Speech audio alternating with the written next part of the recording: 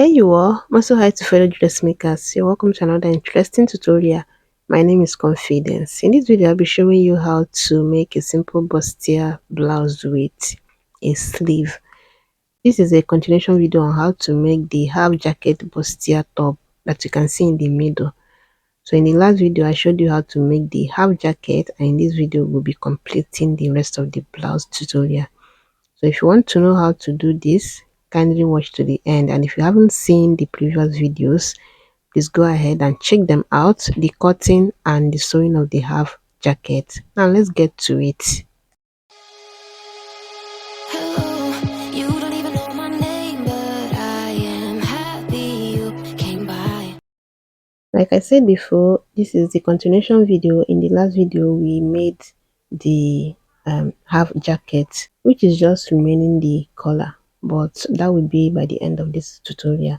So now let's get to the bustier part. I will take all the pattern, the front and back pattern, remove all the patterns from the fabric, and we have this. The next thing I'm going to do now is to go ahead and join the front part. This is the center front. I will take the side front and place it the same way, making sure that the underbursts are matching up, and then I'll pin it down. Then I'll take the other part, match up the underbust notches just like this, pin it down. Then I'll go to my sewing machine and join it just that same way. Then I'll do the same thing for the lining too, pin it down, make sure that the underbursts are matching up, join it to have something like this. So after joining, I went ahead to iron it out, and you can see how cute and neat it's looking.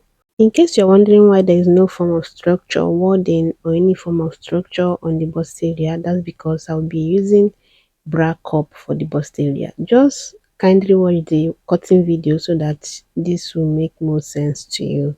Now I'm going to turn the neckline, but before that I'll be joining the front and back together. Like I'll be closing it on the side before I will do the neckline part. I would place it the same way, then go ahead and do my bust, waist, and then the blouse length measurement. And I'll do the same thing for the lining too. And this is the lining. This one here is the main fabric or the fashion fabric. As you sew, you iron so that your work will come out very neat. Now it's time to go ahead and turn the neckline, or place the lining on the main fabric, then go ahead and turn it on the neckline, both front and back, turn it on the down part too, then close the center back. After all of that, this is what it looks like. You can see that every other part is closed except the armhole, which is where I'll be turning it from. I'll turn it, but now let's do the let's fix the bra cup. You're going to take your bra cup, and I want the part that has the size marking to be going to the side, and I'm going to do it the same way you see me do it. I'm going to fold it into two like this, and then you get the midpoint. Remember, I'm going to fix this on the lining part of this blouse. I don't want it to be on the main fabric. That is why you see me pushing it inside out, pushing the cup inside out, right? Then you're going to take your hand needle and thread and tack it at the underbust with the allowance you have there. After you get the midpoint of the cup, then you're going to place that midpoint to the joining you have on the lining from the underbust, right? Then you're going to tack it just the same way you see me doing it. It's very simple.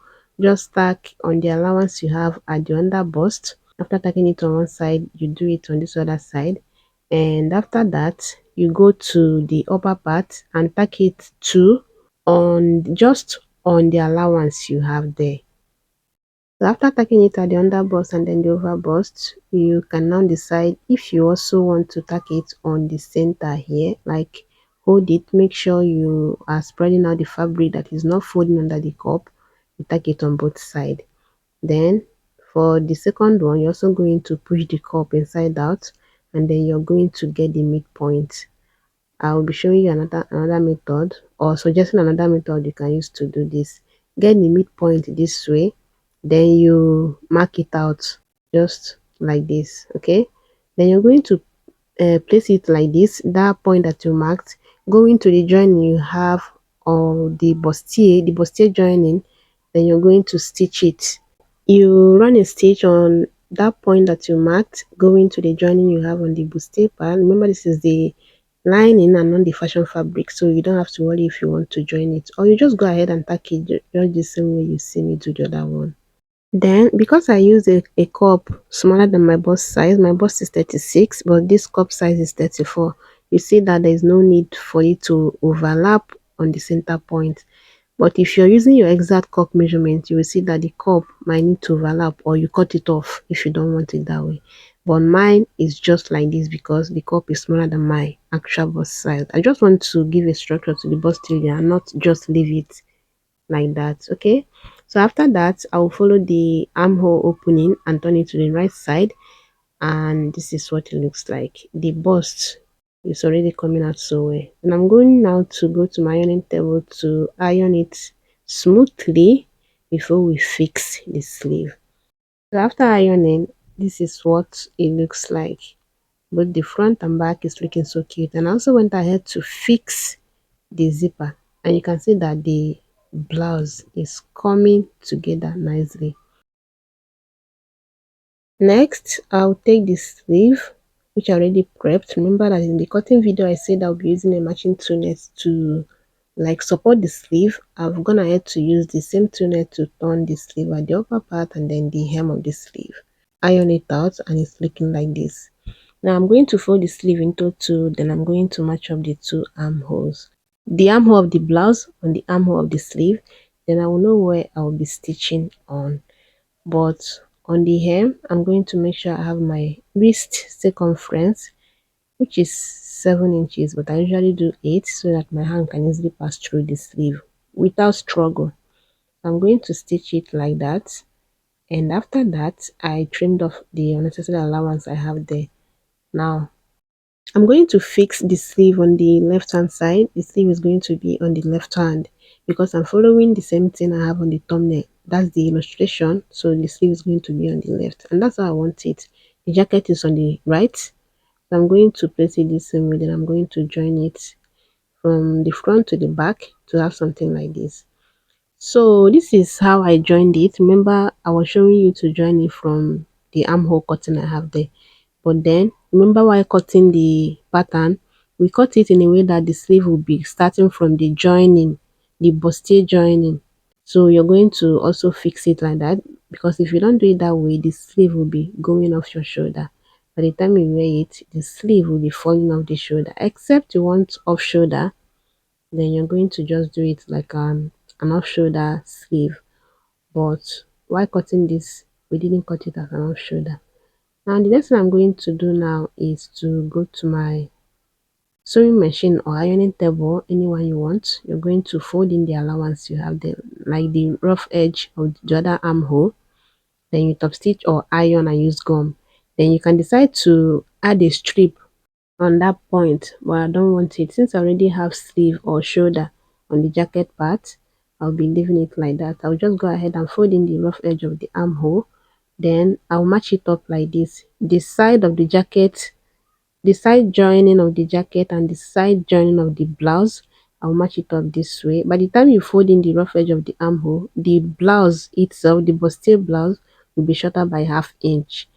Okay, so you're going to tack it on the armhole. You tack it on this point, tack it on this other point too. Then on the center back, you can decide to tack it. Yeah, you will tack it 1 or 2 times. Then you're going to tack on the waist. Do not tack it on the hem of the blouse so that you can easily tuck in the bustier blouse, and then the jacket will be on its soon. Okay, so after that, this is what I have. I'm gonna head to just tack it on the armhole.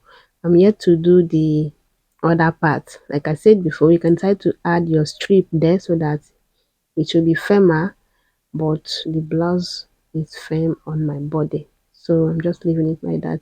Later on when I'm done, I'll fit it, then I will know if I want to tack it on the center or not, yeah, the waistline or not. But it's certain that you have to tack it on the center front this way. Okay, the jacket is going to be on the center front. That's how we cut it. So you're simply going to arrange it very well take your time, arrange it. Then you're going to tack it on the neckline.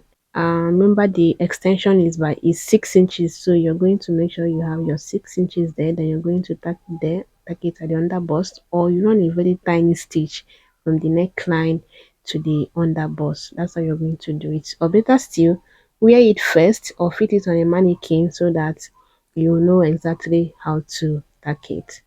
So after cutting the blouse and the pants, I'm gonna head to make my pant. This is the leftover we have from the 3 yards, and that's one advantage of being small. So I'm going to use this one now for the collar. You're simply going to fold it in a 90-degree angle like this. Then you're going to make sure that the center part is folded. So I want to do it in a way that will be easier for me. I'm going to fold it this way, the same 90-degree, yeah, 90-degree angle this way. Like you want to cut out a 90-degree flare, and you're going to place this center front of the neckline, yeah, the front part of the neckline this way, going to the folded part of the fabric, and make sure you're not going out of point, like the fabric being shortage on the down part. Just make sure you have it right. Then you're going to hold it firm. If it will be easier for you, go ahead and pin it down, and then you trace out the neckline this way.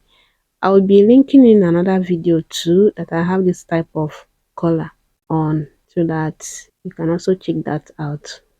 So after that, you're not going to add half inch here. That will be folding allowance. On the down this way, you're going to add half inch all around, and then on the center back, you're going to extend it by 1 inch or 2 inches. Take note of that, 1 or 2 inches. Then from the original neckline we traced out, I'm going to be adding 2 inches, 1.5 for the collar height, and then the other half inch will be stitching allowance. Then you're going to trace it this way. Remember to add your 1 inch on the center back, because you'll be needing it to turn the center back, and also to fix your button or whatever you want to use as a fastener for the back. Okay, so after that, I'm going to trace it out the same way you see me, cut it out the same way you see me doing it. Then I'm going to cut another one with this same shape. Then I'll press in a stay, fold it on the hem to have something like this. Yeah, fold it on the down part, the two of them. So when you're done folding it on the down part, you can try as much as you can to make it smooth on that point, because you'll need it later. I'm going to place it this way, right side facing right side, then I'll turn it on the neckline, top stitch on the part that I want to be the facing of the collar, to have something like this. And the best thing to do now is to just go ahead and iron it, but I just took the light. So I will iron it, then after ironing it smooth, I will now make sure I have my 1.5 all around. Where it's shorter than 1.5, I will make sure I bring out the folding a bit just to complete it, the 1.5. Then after that, I'm going to also make sure that the facing part, the one under, is also the same shape with what I have at the top. Okay, then that's basically it. After that, you can now decide to use your iron to get the midpoint, or you mark it. If you want to mark it, you can simply mark it, or you use your iron to fold it into two and iron it to indicate the center point. Now what you're going to do with this center point is, that's where the neckline, you start fixing the neckline. Okay, you're going to slide it in the neckline into the collar this way. Make sure it's not exceeding half inch. Then you're going to start up stitching from the back all the way to the other end, and that's basically it. You already saw the outcome at the beginning of this video, and that's it for this tutorial. I hope you gained something. Let me know your thoughts in the comment section, and I'll see you on my next one. Be good. Bye.